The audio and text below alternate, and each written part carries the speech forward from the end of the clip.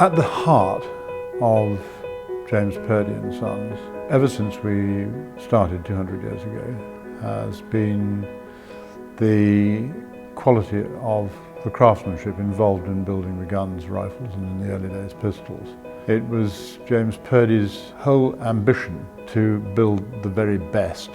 He developed over his lifetime, and he died in 1864, the Purdey way, which was the way Purdey did things, which was uncompromising, with the focus absolutely on quality and doing it right. Craftsmanship still continues to this very day to be absolutely at the heart of every gun we make. And we have some of the best craftsmen in the world. When James Purdey completed a 7-year apprenticeship in 1805, the year of Trafalgar, he got a job with Joseph Manton, who was, I think by all accounts, the best quality gun maker at the time in London. After 5 years with Manton, he left to work with the Reverend Dr. Alexander Forsyth. And Dr. Forsyth's principal claim to fame was to be for the invention of the percussion cap. So James Purdey had very much been Forsyth's right-hand man at that important period of research. But he always wanted to set up his own business, and that opportunity arose in 1814, and he set up his first shop. He always decided, right at the outset, that he wanted to build guns for the nobility and gentry, in other words, the top end of the market, the best quality guns, which would command the highest prices. Now, our first contact with the royal family was in 1838, the year after Queen Victoria had come to the throne, when she ordered a pair of pistols as a gift for the Imam of Muscat. Then, in 1868, her son, the Prince of Wales, later King Edward VII, brought in a troublesome German-made rifle, and James Purdey fixed it, and he was so pleased that he conferred his royal warrant.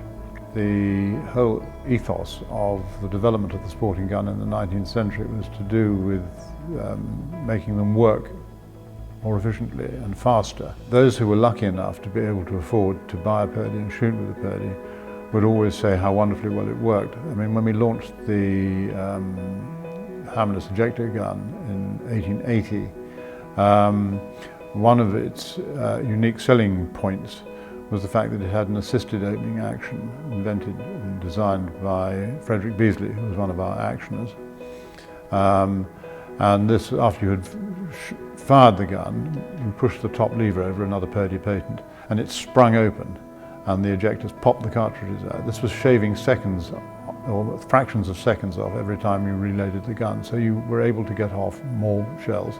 The sport of shooting is essentially a very social pastime. Pulling the trigger and shooting a bird is but a very small part of the total culture of the day, which is all about meeting old friends. On that basis, I mean, we, as the provider of guns for many people, we are an integral part. Purdeys have provided shooting accessories, certainly since the 19th century. The Purdey clothing side has gone on to be a very important element of our business. So that's where shooting has enabled us to develop the business in terms of providing our customers with nice clothing and accessories and things that reflect the same attention to detail and quality that we put into the guns. We like to think that people who order new Purdey guns can rely totally on us to provide the service that you would expect of a first-class gun maker.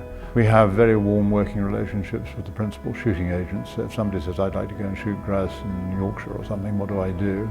It doesn't happen very often, this, by the way, because most people know perfectly well what to do, but we can advise. We have been operating the Purdey Awards for Game and Conservation since 1999, and the purpose of this is to give reward and recognition to people who work long, hard hours in developing habitats for improving their shoots, but also in the process do a huge amount of good for the management of the countryside in new tree plantings, hedge plantings, and so on and so forth. It's been one of the most worthwhile things I've ever done, because I thought what a wonderful way to put something back into the sport which has enabled our business to flourish over 200 years. So it's been an enormous privilege, an enormous pleasure, and an enormous source of pride that I was able to be chairman until I retired in 2007, and that I've remained with the business since.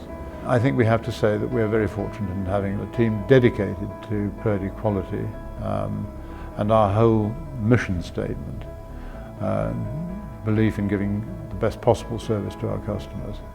And who are our customers going to be? Well, the world is our oyster. So I believe there are all sorts of new opportunities in the new world and beyond.